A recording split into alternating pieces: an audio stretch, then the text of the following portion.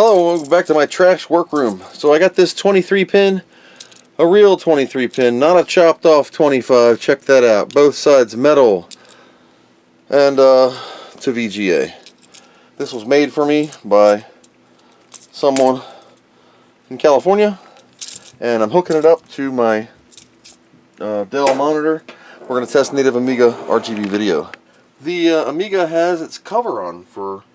Now this is Coffin R54, but I'm going to take Coffin out and put it back in its little SD case that I wrote on so I don't forget which OS is what and where I put Coffin. I usually keep it close by. We're going to stick in the 3.1.4.1 with some crap on it, and we're going to see what it does. So this is the video cable that is currently in the flicker fixer. It's nothing in there. This is just the 2410. I don't know what I did on this. I don't know if it's in... So that's the HDMI for the Vampire. I don't know what resolution I'm running in. We'll see in just a second. Now I can also do a picture-in-picture, which is what I may do. Woo! Did you see that? That looked funny. Alright, so... Well, that looks funky. But let's go into preferences. We'll go to Workbench screen mode, not the Picasso 96 one. And did I leave it on my desktop? Yes, I did. It's right here. Okay, so we're in NTSC high-res lace 16 color. We're going to turn this down to 8 for a second. Save it. Let it do its thing. Relaunch screen mode. We are going to turn it into NTSC high res, 15.72 kilohertz. So in order for this cable unbuffered to work, it has to be in this ugly screen mode. Now I would have to adjust my overscan. Let's cancel this, but it is 15 kilohertz. Before we go playing, we're going to go like this. We're going to go to menu, and we're going to go to our input source. It's stretching, look at that.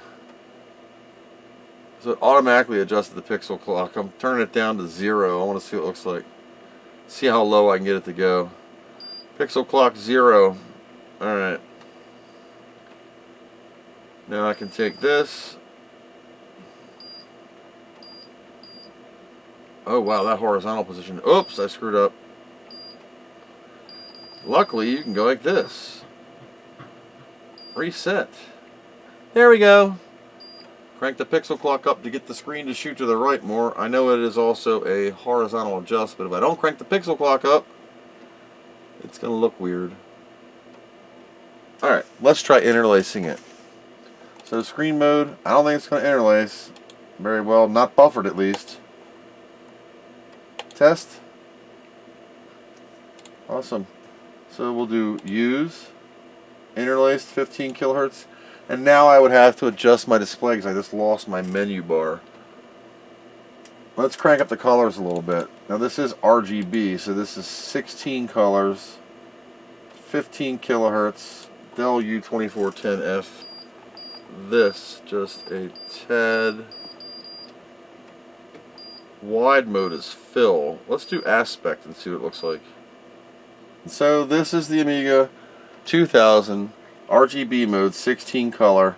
It's not the prettiest, you know, but it works on the native Amiga video. So that tells me that the 1200, the 600, and the other toys, even the 3000 would work on native video, but the 3000 has the amber chip, so it has a built-in flicker fixer.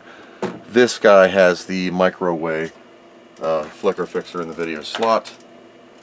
So really only the small guys would be left. The 500, well, you keep, I'm pointing, the 500 over there, the 500, the 600, and the 1200 could benefit from using that. But I can also upscale them through HDMI with the RGB to SCART Chinesium adapter, which looks better than this. But it's nice to know you have something in case you need it. Plug this one back in and turn it back on. Now this is in 31 kilohertz VGA, upscaled. It should look a little bit clearer. Woo. Come on. Alright, Now, let's put our screen mode back. Alright, we're going to this mode. This is my regular interlace mode. So that's it for this update. The VGA cable with 15 kilohertz works. It's not the most beautiful, but I mean, you know, if you don't have a flicker fixer card or an upscaler or RGB to SCART or the Db23 to SCART to shoot it upscale to an HDMI device, 16 bucks for that cable, unbuffered. Now if you can get the little Commodore VGA adapter that's buffered, that helps too. So thanks for watching. Hope you learned something.